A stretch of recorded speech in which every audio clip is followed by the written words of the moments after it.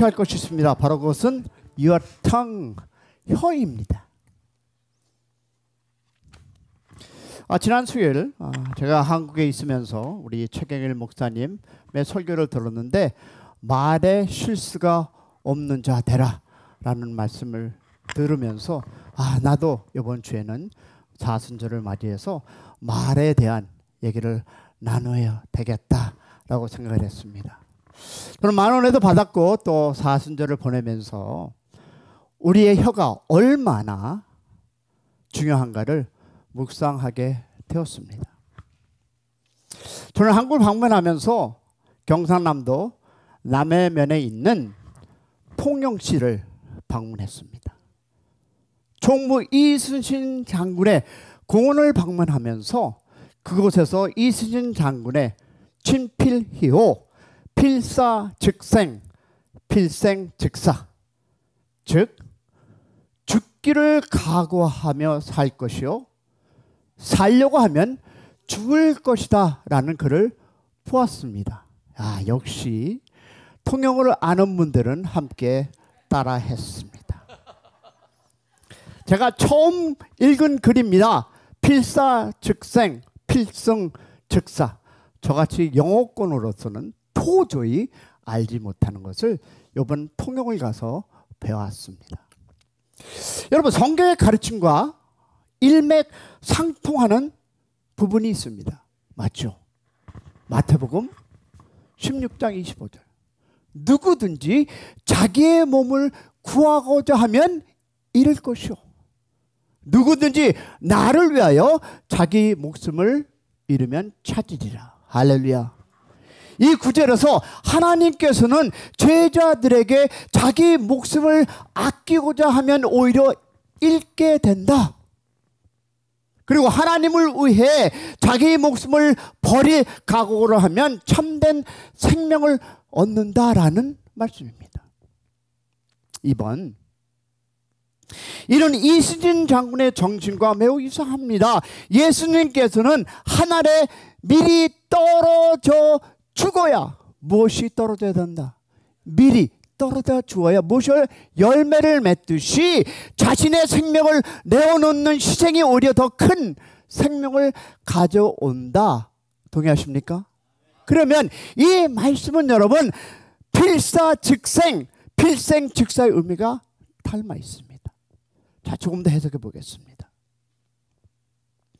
조금 더 깊게 생각하면 이순신 장군은 전쟁의 절체절명의 순간에서 군사들에게 긍정적인 말을 입을 통해서 군사들에게 전했습니다. 죽을 각오로 싸워라. 싸우면 살 것이요 살고자 하면 어떻게 죽을 것이다 라는 그들의 자신에게 마음에 있는 용기와 결의를 말로 그리고 글로 심어주었습니다. 여러분, 이 단어는요 단순한 전술적 전략이 아니라 자신을 온전히 내려놓는 그 무엇이 희생과 정신, 즉 헌신의 정신을 강조하고 있는 것입니다. 마음속에 있는 그 진실을 말로 전달했고 23전 23승을 했다라고 역사는 기록하고 있습니다. 여러분, 성경에서 예수님께서는 자기 목숨을 구하려 하면 잃을 것이요 하나님을 위해 버리면 찾을 것이라고 하는 것. 즉 이런 단순한 죽음의 의미를 의미하는 것이 아니라 자기 중심적인 삶, in the center of your life 내려놓고 하나님께 온전히 맡길 때 참된 생명을 얻는다. 그 의미가 아니겠습니까? 따라서 여러분, 이 필사즉생, 필생즉사는 단순한 전쟁의 교훈이 아니라 우리의 신앙생활에서도 매우 중요한 원리다라는 것을 하나님께서 저에게 깨워주셨습니다. 세 가지를 볼 텐데요. 자기 뜻을 내려놓고 하나님께 온전히 맡길 때 참 생명을 얻게 됨을 믿으시기를 축복합니다. 하나님 나라를 위해서 헌신할 때 더 풍성한 열매를 맺게 됨을 믿으시기를 소망합니다. 자기 목숨을 어떻게 붙잡으려 할수록 잃지만 하나님을 위해 희생할 때 참된 구원을 경험하는 역사가 우리 모두에게 함께하기를 축복합니다. 여러분, 이스틴 장군의 이 말씀이 단순한 전쟁의 격언이 아니라 신앙적으로도 깊은 의미를 가진다는 점에서 저에게 그리고 우리에게 큰 도전의 긍정적인 말, the positive word that you speak, 긍정적인 말을 한다는 것이 나라를 구하는 원동력이 된 것을 저는 믿습니다. 믿는 여러분 되시기를 축복합니다. 그리고 통영을 방문하면서 첫 번째 음식에 대한 것이 충무 김밥을 먹었습니다. 왜냐하면 제가 이곳 미국에 있을 때에 얼마 전에 귀한 집사님을 통해서 이곳 미국에서 충무김밥을 먹었고 그 기억을 다시 그 맛을 생각하면서 맛을 느끼고 싶었는데 우유를 먹고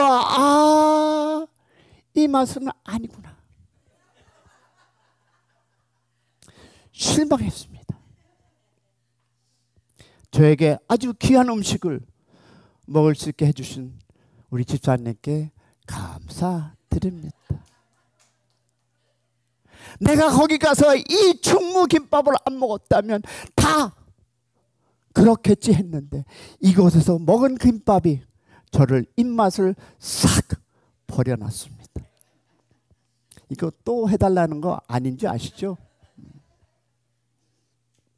그러면 여러분, 우리가 잠시 하나님의 말씀에 다시 돌아보겠습니다. 자, 오늘 말씀이 어떤 말씀입니까? 오늘 말씀은 혀를 다스리는 것에 대한 말입니다. 우리는 혀를 잘못 놀려서 공경에 빠질 때가 많습니다. 성공적인 삶을 살려면 반드시 무엇을? 혀를 다스릴 줄 알아야 합니다. 여러분, 야고보는 혀에 대해서 많이 말하고 있습니다. 성공적인 삶을 살 수 있는 것은 혀를 어떻게 사용이 중요하다라고 가르쳐주고 있습니다. 여러분, 혀는요, 우리 속에 무엇이 진행되고 있는 것을 보여줍니다.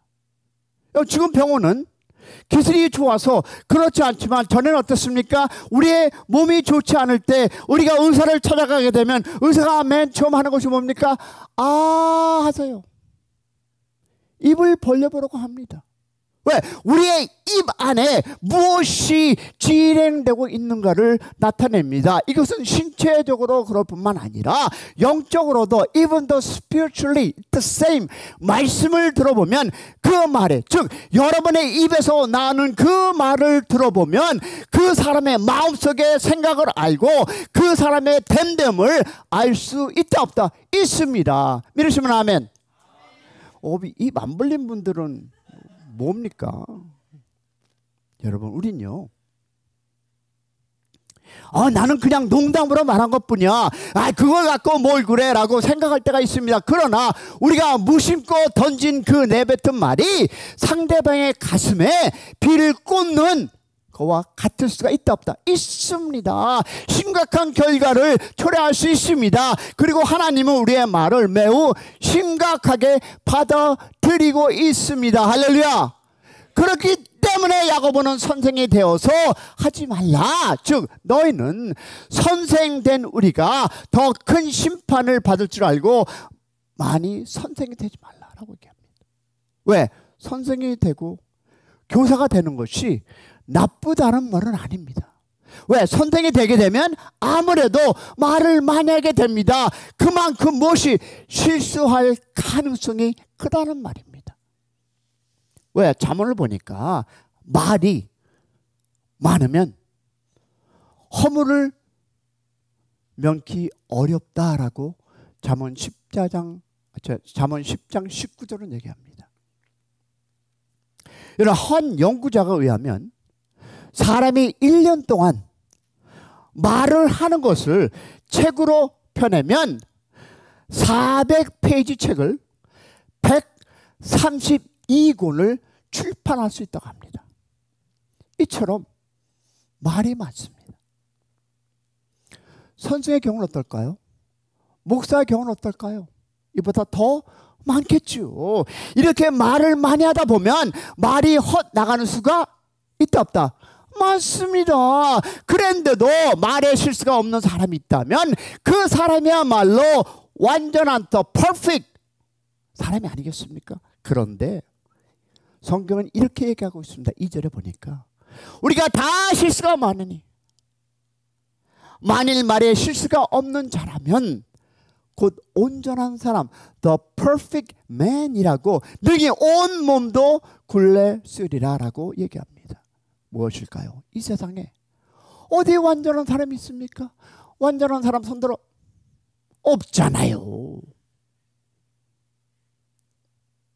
우린 무엇인가 다 부족합니다. 우린 무엇인가 부족한 삶을 살아가고 있습니다. 손 드세요 하는데요, 목사님들 한 분도 못 들잖아. 나도 못 들어요. 여러분, 이 세상에 어디 완전한 사람이 있습니까? 그것처럼 전혀 말에 실수가 없을 수는 없습니다. 믿으시면 아멘. 얼굴이 하면 아멘. 그러나 한편으로 말로 실수하지 않고 범죄하지 않겠다는 것이 우리의 목표가 되어야 한다는 말입니다. 실수하지만 실수하지 않겠다라고 결단하는 여러분이 되시기를 축복합니다. 많은 경우 우리의 문제는 여러분 기억하세요. 말 때문에 생깁니다. 무엇 때문에? 말 때문에. 혀를 잘못 놀려 실패를 봅니다. 여러분, 성공적인 사람이 되려면 무엇을 다스려야 할까요? 혀를, 할렐루야, 혀를 한 사람에게 축복이 있을지어다. 그런 다스림이 있기를 축복합니다. 그러면 why? 왜 혀를 다스려야 할까요? 첫 번째 보니까 혀는 막강한 힘이 있기 때문입니다. 한숨 쉬는 거 보니까 벌써 회개가 되나 봅니다. 혀는요, 우리 신체 부위의 가운데 아주 작습니다. 그래서 우리가 중요하지 않게 생각할 수 있습니다. 그러나 혀는 여러분, 비록 크기는 작아도 엄청난 힘을 갖고 있습니다. 그렇습니까? 왜? 이 혀를 어떻게 쓰는가에 따라 인생의 코스가 완전히 바뀔 수 있습니다. 할렐루야. 여러분 다 아시는 이야기 다시 한번 들어보시겠습니까? 탈무드에 이런 이야기가 있습니까? 열받지 마세요. 어느 왕이 한 광대에게 세상에서 가장 좋은 것을 구해오게 하고 또 다른 광대에게 세상에서 가장 나쁜 것을 찾아오라고 얘기했습니다. 얼마 후 두 광대가 돌아와 각각 자기들이 구해온 것을 상자에 담아가지고 왕에게 바쳤습니다. 첫째 광대 상자에서 그 안에서 무엇이 나왔을까요? 땡큐, 사람의 혀가 나왔습니다. 답을 너무 많이 안 해준 것 같은데. 자, 두 번째, 또 이것도 그런 똑같은 답이죠. 상자를 풀어보니까 거기에서도 역시 사람의 혀가 나왔습니다. 혀는 이 세상에서 아주 유익한 것이 될 수도 있고 아주 해로운 것이 될 수 있다는 것을 교훈하고 있는 것입니다. 혀는 작아도 막대한 영향력을 행사합니다. 야고보는 이것을 말의 재갈을 예로 들어 설명합니다. 3절에 볼까요? 뭐라 습니까? 우리가 말을 순정케 하라고 그 입에 재갈을 먹여 온 몸을 어기하며. 무엇일까요? 여러분 여기에 1톤의 그 말이 그 위에 40kg밖에 안 되는, maybe 전도사님보다 약간 작은, 40kg 안 나가죠. 아름다운 가냘픈 여자가 깃으로 타고 있다라고 생각해 보세요. 그 엄청 1톤이 넘는 그 힘을 갖고 있는 말이지만 깃은 말의 입에 반듯하게 가로지른 아주 작은 그 셋조가 곧 대갈만으로 그 큰 말을 어디든지 부리짖었습니다. 이리로 가라 하면 그 말을 들었고 저리로 가라 하면 그 말은 듣습니다. 왜 그럴까요? 마찬가지도 우리의 혀도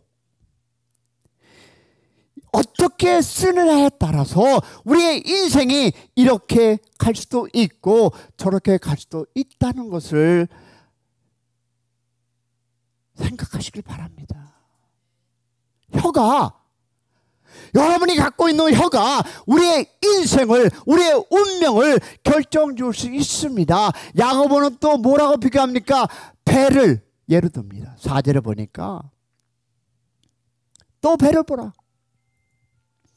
하나님께서 전화 왔나 봐요. 받으세요.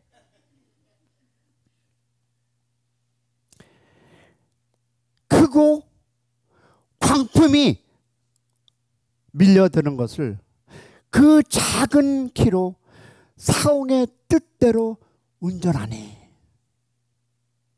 자, 그려보세요. 여기에 큰 배가 있습니다. 커다란 이 돛대에 달린 큰 범선을 한번 생각해 보세요. 망망 대로를 그 커다란 배가 파도와 바람과 무엇을 가로지르며 나가는 모습을 한번 보면 너무 멋지지 않습니까? 그러나 여러분 기억하세요. 그 크고 그 멋진 그 육중한 배가 바다 위에 미끄러지고 앞으로 나가는 것은 무엇일까요? 작은 운전대 하나입니다. 그 조정의 키가 방향을 잡아주고 조정하는 것입니다. 우리의 혀도 그와 마찬가지입니다. 이 육체에서 작은 이 하나가 우리의 인생을, 여러분의 삶을, 여러분의 교회를, 여러분의 가정을 파괴할 수 있는 능력이 있음을 믿으시고 그 혀를 잡는 우리 모두가 되기를 축복합니다. 우리의 혀가 우리를 운전하는 것입니다. 우리의 인생을 조정하는 것입니다. 혀가 우리의 인생의 운정대인 것입니다. 할렐루야. 그러므로 혀를 잘 사용하는 여러분의 삶이 되기를 축복합니다. 혀가 제대로 움직이게 해서는 안 됩니다. 제 멋대로 혀를 다스릴 줄 아는 여러분의 인생이 됨으로써 축복된 가정, 축복된 교회, 여러분의 인생의 플러스가 되기를 축복합니다. 두 번째 보니까 안 나옵니까? 혀는 파괴력이 있습니다. 오늘 5절과 6절을 보니까 이와 같이 혀도 작은 지체에 대해 큰 것을 자랑하는도다. 보라, 어떻게 작은 불이 어떻게 많은 나무를 태우는가. 혀는 큰 것을 자랑한다고 했습니다. 즉 크게 자랑한다는 말입니다. 여러분, 자랑이란 말이 나왔으니 무슨 얘기 하나 할까요? 다 아시는 얘기 또 한번 할게요. 기러기 한 쌍이 남쪽으로 이동하려고 채비를 하고 있는데 개구리가 찾아왔습니다. 자기도 Please take me, 데려가 달라고. 기러기는 그렇게 하고 싶지만 데려갈 수 있는 방법이 없으니 안 되겠다라고 얘기합니다. 그러자 개구리가 이렇게 얘기합니다. 데려가만 준다면 제가 방법을 연구하겠습니다. 그랬더니 기러기는 그래! 했습니다.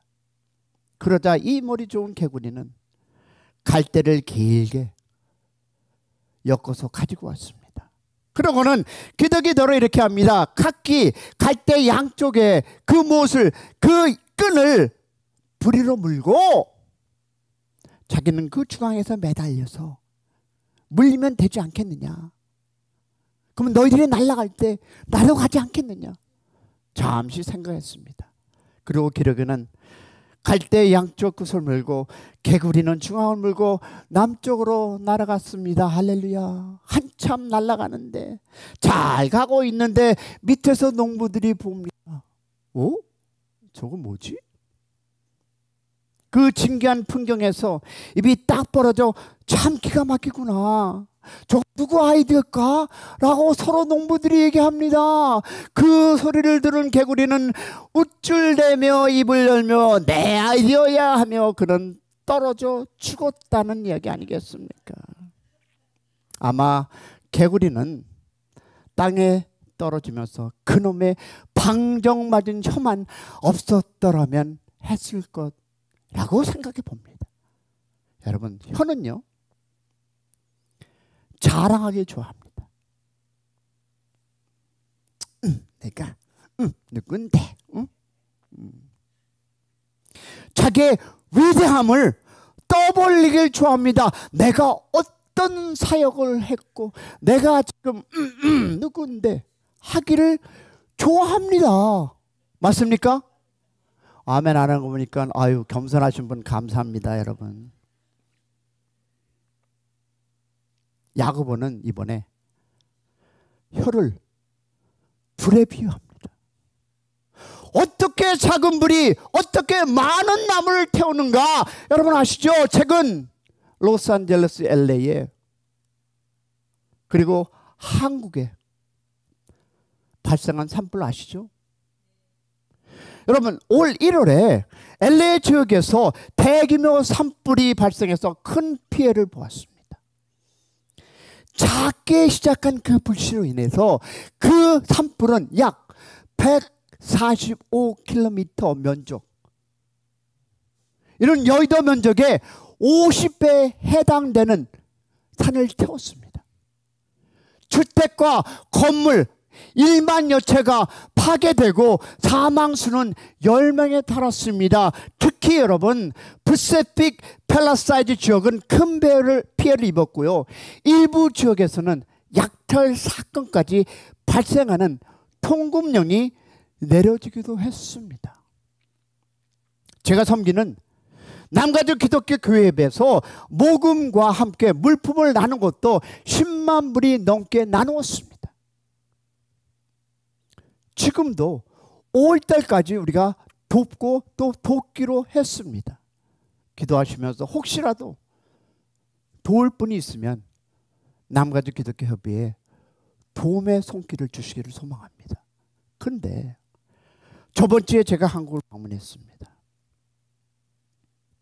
최근 여러분 알다시피 한국에서는 사상 최악의 불을 발생해서 큰 피해를 입었습니다. 이 산불로 인해서 최고 28명이 사망을 했고 37,800명이 대피했고요.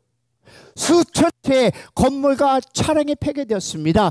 불길은 강한 바람과 건조한 날씨로 인해서 빠르게 확산되었고 구원사 같은 역사적인 사찰과 하와 회동마을을 문화유산도 피해를 입었습니다. 정부는 오늘 뉴스를 보니까 수천 명의 인력과 335대의 인력의 헬리콥터를 동원했고요. 진화 작업을 벌였고 일부 지역에는 비로 인해 진화 도움이 되었지만 오늘 아침 소식을 보니까 213시간 그러나 여전히 경계를 늦추지 않고 있다고 오늘 아침에 뉴스를 들었습니다. 그리고 이번에는요, 처음으로 한국에 주도하는 미국 헬리콥터를 동원해 진화 작업을 했다고 합니다. 이 모든 것이 무엇일까요? 작은 담뱃불 또는 작은 불로 인해서 순식간에 타버렸다고 되어 있습니다. 끔찍하지 않습니까? 교회가 이런저런 말을 전달하고 사회 공동체가 무너지신 것은 바로 여러분의 혀입니다.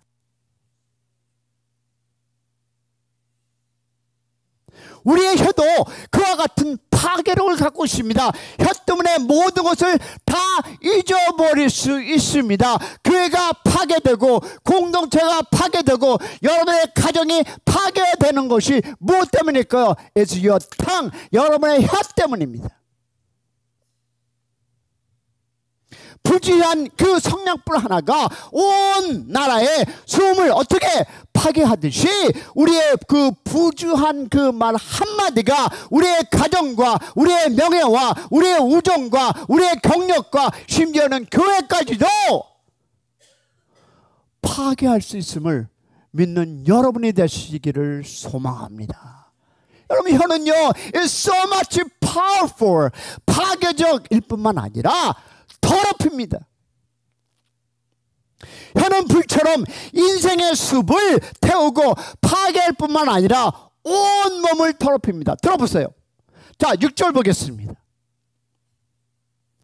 혀는 곧 불이요 불의의 세계라. 혀는 우리의 지체 중에 온 몸을 더럽히고 생의 바퀴를 불사르니 그 사르는 것이 지옥불로 나르니라. 여러분 보세요. 혀를 그릇 사용하면 그 혀만 더러워지는 것이 아니라 여러 예를 들으면 여러분의 혀에 욕을 했다면 무엇이 여러분의 혀가 욕을 했다면 그 혀만 더러워지는 것이 아니라 여러분 전체가 더러워진다는 것이 오늘 성경 말씀입니다. 여러분이 무심코 뱉은 그 돌을 던진 그 혀가 그것이 다른 사람에게 상처를 주고 자기도 죽인다는 것입니다.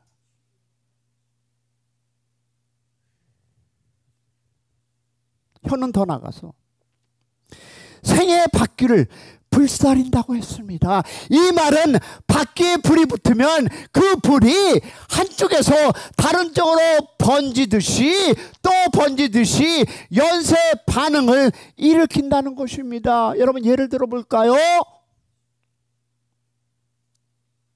하루 종일 일을 마치고 피곤하고 신경이 날카로운 가운데 남편이 집에 돌아왔습니다. 근데 그는 집에 돌아오자마자 아내에게 소리칩니다. 당신은 하루 종일 뭐하고 집구석에 이것이 뭐야? 그러면 그것이 끝날까요? 그러면 그 아내는 어디로 갈까요? 아들한테 이놈아, 이 방이 뭐야? 방 좀 치워라! 소리 지릅니다. 그러면 그 아들은 또 누구한테 갈까? 여동생에 갑니다. 야, 너 이리 와! 어서 그 가지고 와! 그러면 또 여동생은 그걸로 끝날까요? 밖에 나가서 애꿎은 강아지를 발로 뻥 쳐봐요. 야! 연쇄적인 것입니다. 온 집안이 갑자기 지옥이 되는 것 같지 않습니까? 교회도 마찬가지입니다. 여러분의 가정이 여러분의 입 때문에, 여러분의 행동 때문에, 여러분의 잘못 때문에 이 가정이 파괴되듯이 교회도 그렇지 않을까요? 통제되지 않은 혀는 나 한 사람에게 영향을 미치는 것으로 끝나지 않습니다. 나를 둘러싼 많은 관계에 영향을 미친다는 것을 기억하시기를 축복합니다. 다 같이 아멘. 다 같이 끄떡끄떡. 왜요? 가정과 교회와 사람들은 끝없이 태워갈 수 있습니다. 무엇 때문에? 여러분이 뱉어낸 그 한마디 때문에. 월간 브레이커는 이렇게 얘기합니다. 제어되지 않는 혀를 이렇게 묘사합니다. 나는 치명적인 타격을 가질 수 있는 힘과 기술을 가지고 있다. 나는 죽이지 않고도 승리할 수 있다. 나는 가정과 교회와 국가를 파괴한다. 나는 가정과 국가를 파괴한다. 그리고 수많은 사람의 인생에게 파괴한다. 나는 바람의 날개를 타고 여행한다. 아무리 순결한 사람도 내게는 무력하게, 아무리 깨끗한 사람도 내게는 무력하다. 나는 진리와 정의의 사랑을 경멸한다. 나는 나의 희생자를 전 역사에 가지고 있으며 바다 모래보다 더 가많은 노예를 거둘 것이다. 이것이 혀의 능력입니다, 여러분. 여러분이 생각지 않고 뱉은 그 혀 때문에 대한민국도 그렇지 않습니까?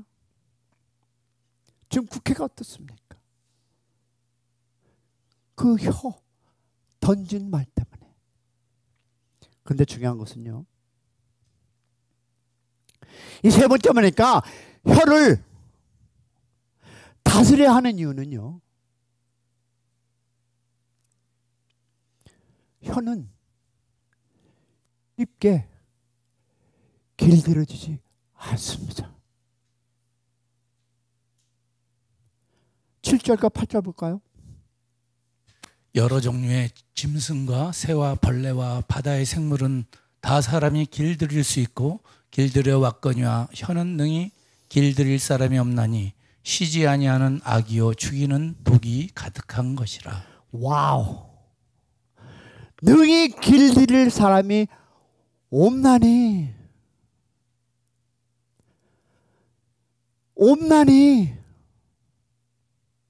그리고 뭡니까? 악이요 죽이는 독으로 가득한 것이라. 여러분, 혀는요 독과 같습니다. 뱀의 독과 같습니다. 뱀의 독은 치명적입니다. 단 한 방울만이라도 죽일 수 있습니다. 배의 독처럼 혀도, 여러분이 달고 다니는 이 혀도 치명적인 손실을 입힐 수 있습니다. 인격을 암살할 수 있습니다. 그런데 더 큰 문제는 그 혀를 길들일 수 없다는 점입니다. 혀는 어떤 때는 잘 나가다가도 해서는 안 된 말을 뱉어냅니다. 잘 나가다가도 평화와 화평과 기쁨이 충만하다가도 그냥 뱉어내는 여러분, 나의 혀. 보통 때는 온순하다가 갑자기 난폭하게 바뀝니다. 그러므로 혀를 그냥 내버려 두서는 안 됩니다. 다스려야 합니다. 제어해야 합니다. 할렐루야. 그러면 어떻게? 이 답이 없으면 설교를 안 하겠죠. 저도 못하지만 한번 나눠보겠습니다. 혀를 붙들어 맬 수도 없는 노릇인데 어떻게 다질 수 있습니까? 그런데 보니까 혀를 다스릴 수 있는 몇 가지 말씀을 하겠습니다. 제일 중요한 것이 뭡니까? 첫 번째, 다 같이 시작. 말하기 전에 열받는다고 뱉지 말고 생각하시기 바랍니다. 왜냐하면 야고보서 1장 19절에 사람마다 듣기는 속해하고 말하기는 맞아요. 할렐루야. 대부분의 경우 어떻습니까? 우리는 말을 하고 나서 아이고 내가 왜 이랬지 후회합니다. 생각하지 않고 말하기 때문입니다. 우리가 실수하는 것은 입에서 너무 빨리 나가기 때문이다. Go through your head and speak, so speak. 여러분, go through your head, go to your heart. 마음까지 가지고 간 다음에 뱉으시기 바랍니다. 할렐루야. 어디서부터 들으면 어디까지 간다? 마음까지. 근데 우리 들으면 바로 혀로 뭐야? 특히 말하기 전에 스스로에게 여러분 우리 한번 질문해 보겠습니다. 몇 가지 한번 볼 텐데, 첫째, 내가 말하려고 하는 이것이 사실인가? 따라하겠습니다. 시작. 내가 말하려고 하는 것이 사실인가? 이거 먼저 생각해 보기 바랍니다. 이것이 또한 필요한가? 내가 이 말을 해야 할까? 그리고 이것이 과연 필요한 말인가?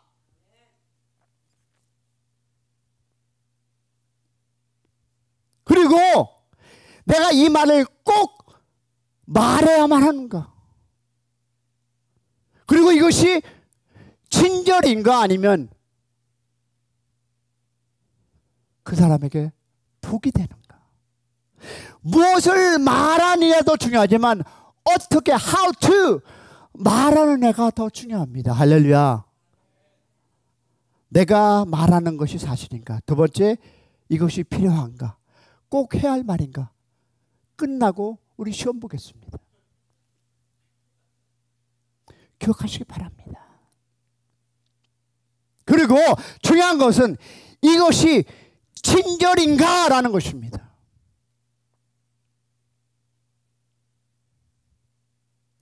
시편 기자는 이렇게 얘기하고 있습니다.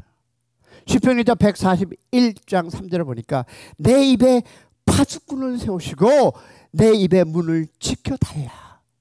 강구하고 필요합니다. 그래서 즉흥적으로 말하지 않고 해서는 안 될 말이 나오지 않도록 하시는 우리 모두가 되기를 주님의 이름으로 축복합니다. 그런 교회가 되기를 축원합니다.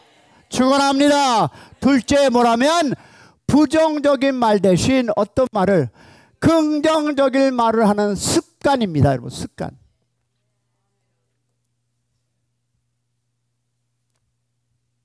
말에는 논란심이 있고 부정적인 말을 하다 보면 아예 부정적인 인간으로 바뀌고 많은 것을 우리는 보게 됩니다. 말한 대로 됩니다. 그러므로 부정적인 말을 하려고 할 때마다 그것을 긍정적인 말로 바꾸길 노력하기를 소망합니다. 말 한마디라는 시가 있습니다. 부주의한 말 한마디가 싸움의 불씨가 되고 잔인한 말 한마디가 삶을 파괴한다. 쓰디쓴 말 한마디가 중회의 씨를 뿌리고 무례한 말 한마디가 사람의 불을 끈다. 죄송합니다. 무례한 말 한마디가 사랑의 불을 끈다. 그러나 은혜스러운 말 한마디가 하루의 빛을 내게 하고 부드러운 말 한마디가 앞길을 환하게 하며 기쁨에 넘친 말 한마디가 즐거운 이웃을 만든다. 격려하는 짧은 말 한마디가 한 인생을 행복하게 할 수 있고 때에 맞은 말 한마디가 긴장을 풀어주며 사랑의 한마디가 천국을 만든다. 할렐루야. 여러분의 그 말 한마디가 여러분의 친구를, 여러분의 성도를, 여러분의 이웃을, 여러분의 교회를 행복하게 하는 그런 여러분의 입술, 혀가 되기를 축복합니다. 부정적인 말은 스스로에게 불행을 초래하지만 긍정적인 말은 행복을, 지평을 준 것을 믿으시기 바랍니다. 근데 여러분 중요한 거 세 번째 나옵니다. 이거 아니거든요. Anyway, 세 번째는 마음을 다스려야 합니다. 마음을. 여러분 사실 진짜 문제는 여러분 혀가 아닙니다. 마음의 문제지 혀가 아니에요. 왜 그러냐면 오늘 말씀 9절과 10절을 보니까 이것으로 우리 주 아버지를 찬송하고 또 이것으로 하나님의 형상을 지음받은 사람을 저주하라니 한 입으로 찬송하고 저주하는도다. 입과 혀는 분명히 하나밖에 없는데 어떤 때는 하나님을 찬양하고 어떤 때는 사랑을 저주합니다.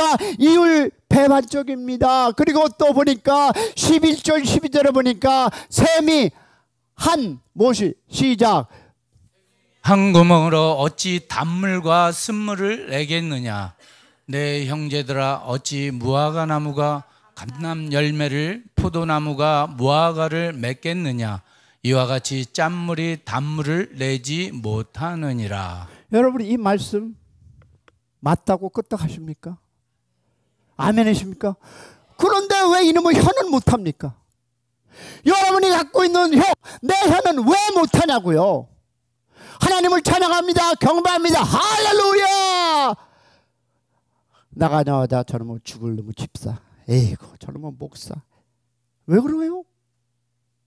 이것이 혀입니다. 그것이 어디서 나오냐? 여러분의 마음에서 나옵니다. 들어보세요. 샘은 한 구멍에서 단물과 짠물을 낼 수 없고, 나무는 같은 종류마다 한 가지 열매만 맺지 다른 열매를 맺지 못하는데, 사람의 입에서는 선한 말과 악한 말과 좋은 말과 나쁜 말과 축복과 저주와 진실과 거짓말이 같이 나옵니다. 왜 한 입을 가지고 두말하십니까? 저도 주여입니다. 그런데 이것을 그 혀 자체의 문제가 아니었습니다. 마음에 문제가 있는 것이었어요. 왜냐하면 마태복음 12장 34절에 보니까 마음에 가득한 것을 입으로 말한다 라고 얘기합니다. 즉 말이 거짓인 사람은요, 말이 거친 사람은, 들어보세요, 말이 거친 사람은, 내가 말이 거치다면 여러분 분노를 품고 있기 때문입니다.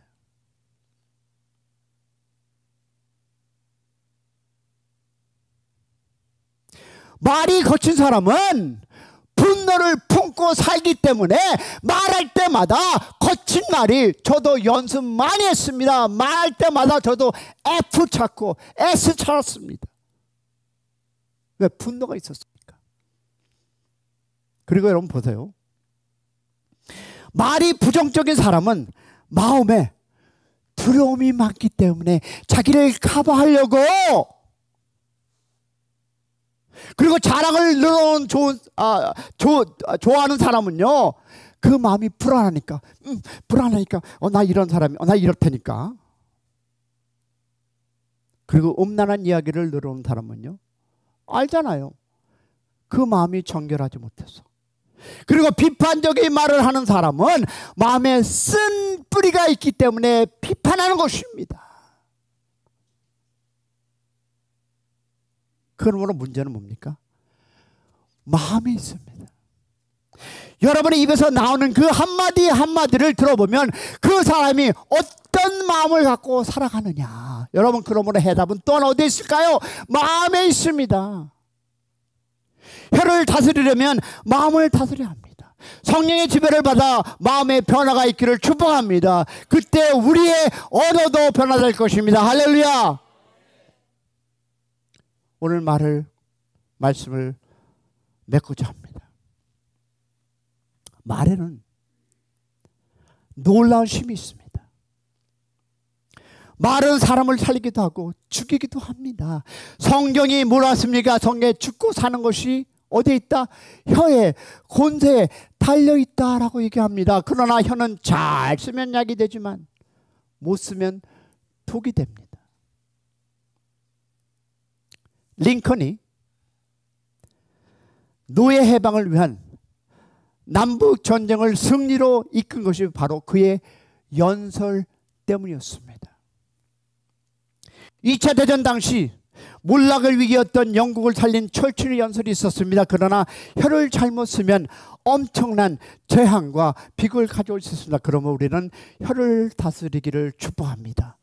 다스리는 길을 알아야 합니다. 여러분, 사순절을 지내면서 다 모든 거 잊어먹고 우리의 생각을 하나님께 내려놓고 우리의 입으로 뱉었던 것을 회개하고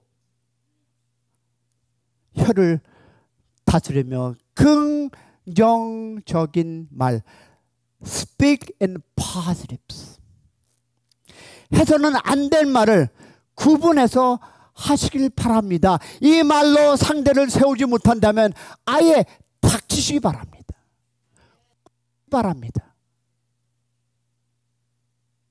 우리에겐 모두 상처가 있고 어려움이 있고 힘듦이 있고 하고 싶은 말이 많이 있습니다. 그러나 그 말이 상대에게 교회의 덕이 안 된다면 You need a shot. Thank you. 난 요거 끝까지 안 했습니다. 저기 나쁜 사람이 했습니다.